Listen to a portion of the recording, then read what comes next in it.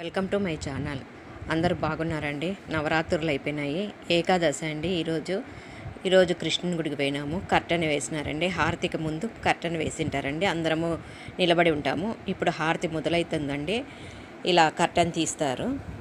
అందరము ఆడోళ్ళు ఒక సైడు, మగవాళ్ళు ఒక సైడు నిలబడతాము.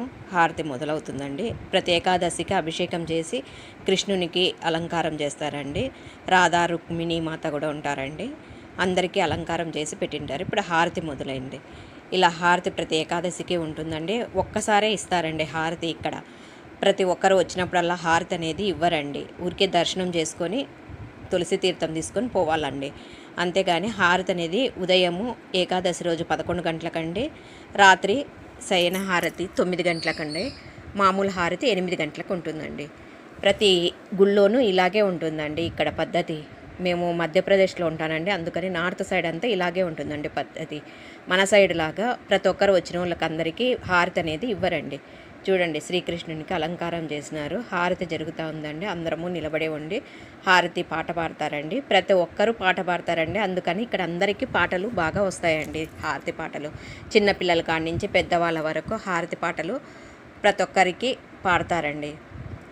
చాలా బాగుంటుందండి ఏకాదశి. ప్రతి ఏకాదశికి వెళ్తానండి నేను గుడికి. హారతి తీసుకుంటాము. తర్వాత అందరూ నిలబడి హారతి పాటలు పాడతారండి. ఇలా హారతి అంతా అయిపోయిన తర్వాత ప్రదక్షిణ చేస్తారండి. గర్భగుడి చుట్టూతా ప్రదక్షిణ చేస్తారండి. చూడండి, అందరూ ఒకటేసారి చేస్తారండి.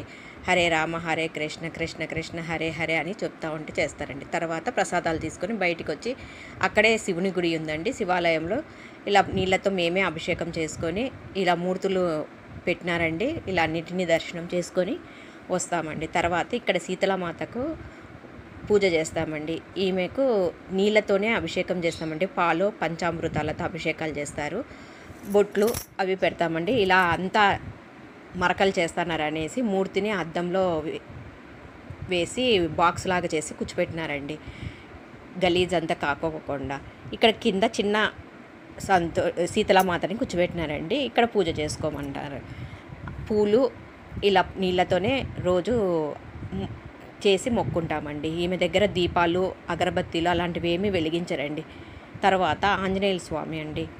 ఈయనకు ప్రతి శనివారము మంగళవారము సింధూరు అంతా పట్టించి అలంకారం చేస్తారండి. ప్రతిరోజు హారతి కూడా ఉంటుందండి. ఈయనకు కూడా మంగళవారం శనివారం స్పెషల్ హారతి ఉంటుందండి. ఈ హారతికి కూడా అందరూ హాజరవుతారండి. చాలా బాగా అలంకారం చేస్తారండి.